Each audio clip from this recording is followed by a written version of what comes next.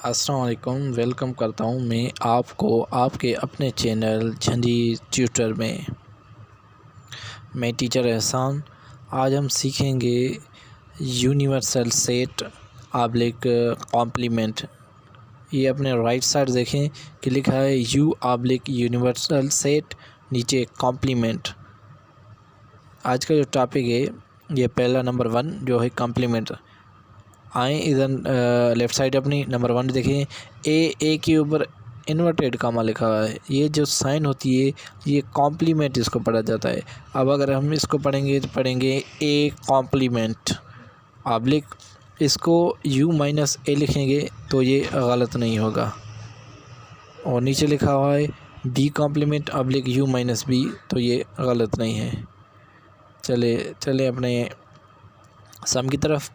If u is equal to 0 1 2 3 up to 12, universal set जो होता है ना वो हमेशा जो है बाकी सेटों से बड़ा होगा। ये बात अपने जहन में बिठा लें।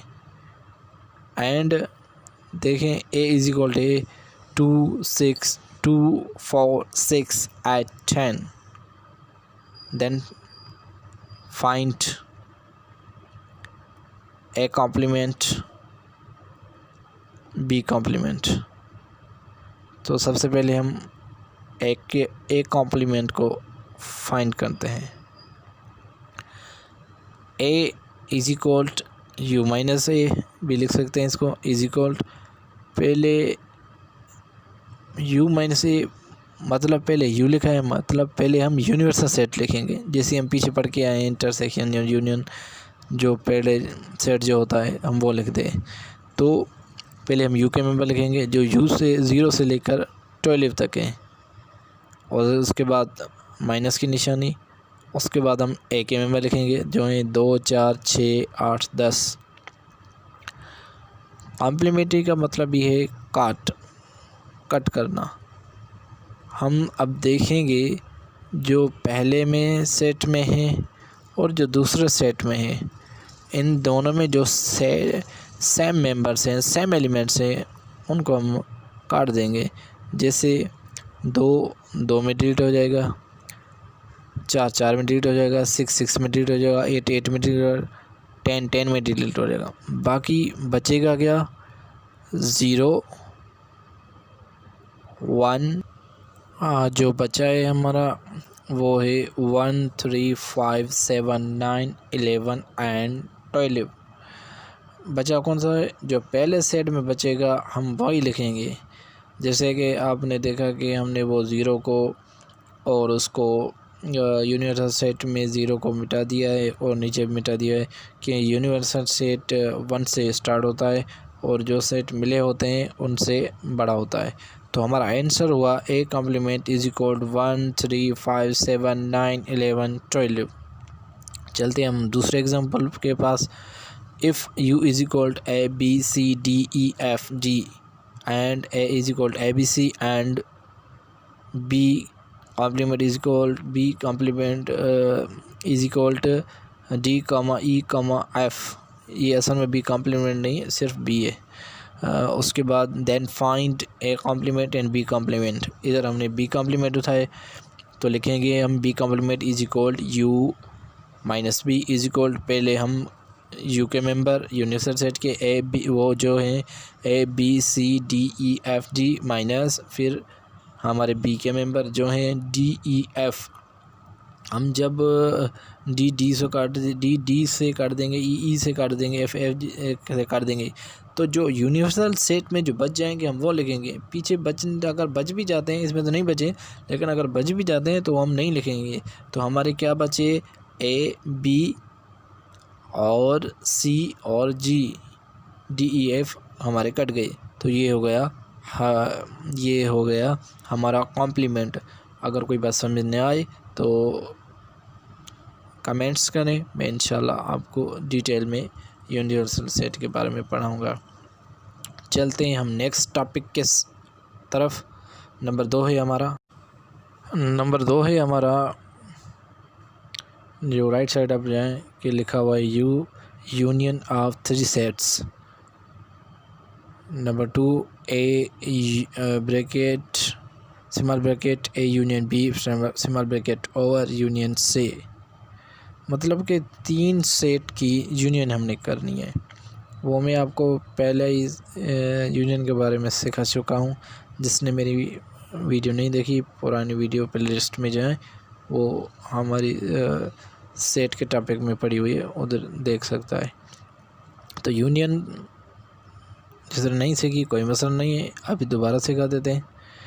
तो यूनियन तो आपको याद ही होगा। तो if A is equal to 0 up to 9 and B is equal to 4 6 8 10 and C is equal to 1 3 5 7 9 then find A union B union C and A union B bracket start B union C bracket over. तो हम सबसे पहले हम पहला लेते हैं, A bracket start small bracket start A union B bracket over union C। तो हम सबसे पहले हम क्या करेंगे, सबसे पहले हम जो ब्रैकेट में जो सेट्स हैं पहले हम उनको सॉल्व करेंगे, मतलब उनकी यूनियन करेंगे। बाकी जो है सेट्स हैं उसके मेंबर सेम लिखेंगे।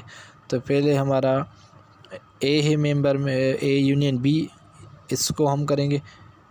तो पहले हम ए के मेंबर लिखें जो 0 से लेकर 9 देंगे, फिर उसके बाद यूनियन, फिर हम B के मेंबर लिखेंगे जो हैं 2 4 6 8 10 और इसको हम ब्रैकेट में रहने देंगे। उसके बाद यूनियन, उसके बाद हम C के मेंबर लिखें जो हैं 1 3 5 7 9। हम अब इनकी यूनियन करेंगे। तो पहले हम A यूनियन B है जो उनकी यूनियन करेंगे, वो उस जो यूनियन C के मेंबर हैं वो वैसे ही सेम लिखेंगे। तो पहले A यूनियन B करते हैं। तो पहले हम क्या करते हैं, पहला सेट जो है पूरा लिखते हैं, वो 0 से लेकर 9 तक है, वो हमने पूरा लिखा है। उसके बाद दूसरे सेट में देखते हैं कि यूनियन B जो है उसमें हमारे न्यू एलिमेंट कौन से हैं। 2 पहले से है, 4 पहले से, 6 पहले से, 8 पहले से, 10 जो है न्यू है, वो नहीं है तो हम न्यू लिखेंगे। उसके बाद यूनियन, उसके बाद हम C के मेंबर लिखेंगे जो सेम जो लिखे हुए हैं 1 3 5 7 9।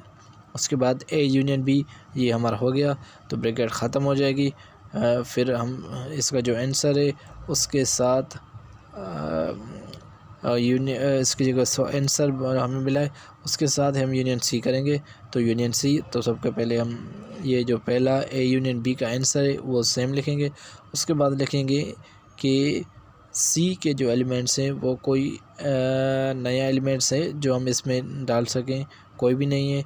क्यों, इधर 0 से लेकर 10 तक हैं और वो तो 1 3 5 7 9 है, ये सारे मेंबर पे ऑलरेडी मौजूद हैं। तो ये हो गया हमारा आंसर।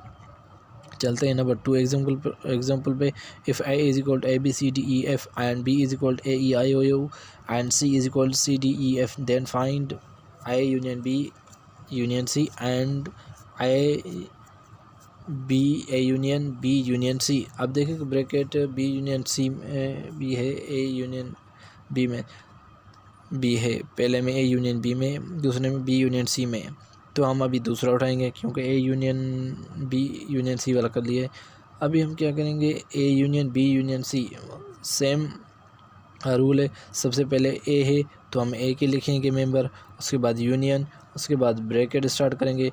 हम पहले B के मेंबर लिखेंगे, फिर यूनियन, फिर C के मेंबर लिखेंगे। अब सबसे पहले हमने ब्रैकेट को हल करना होता है तो हम A नीचे लिखेंगे A union bracket start B union C bracket over is equal, पहले हम A के मेंबर सेम लिखेंगे क्योंकि हमें उससे चर्चा नहीं करनी है। फिर हम जो ब्रैकेट के अंदर हैं उनकी यूनियन करेंगे। यूनियन पहले से देखें कि जो पिछले सेट में नए आएंगे वो लिखेंगे। A लिख दिया हमने और उसके बाद C लिखा है हमने, C उधर उस साइड में, D, फिर E, फिर F G I O U, ये हमारा जो है हमारी यूनियन बन गई, B यूनियन C की यूनियन बन गई। अभी इसमें हमने इधर ही डायरेक्ट रीअरेंज करके लिखे हैं, वरना पहले हम उसके सारे लिखते पहला सेट, फिर दूसरे में नया लिखते, नया जो होता वो लिखते, लेकिन हमने इधर ही डायरेक्ट रीअरेंज करके इसको लिख दिया है।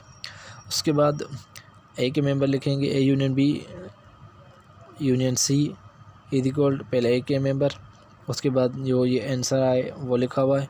अब हम देखेंगे, पहले ए के मेंबर लिखेंगे ABCDEFG, उधर से नए देखेंगे हम, F तक इधर है, नए देखेंगे वो कौन से हैं, GIOU।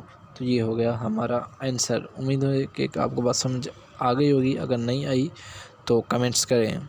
चलते हैं हम थर्ड टॉपिक की तरफ, जो है हमारा A intersection B intersection C।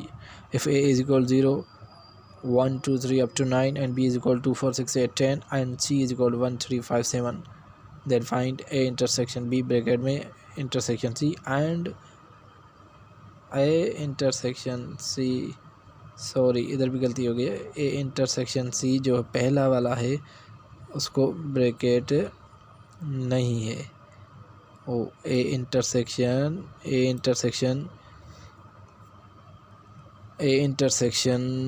Bracket start B intersection C है ये। तो हम लेते हैं पहले A intersection B intersection C।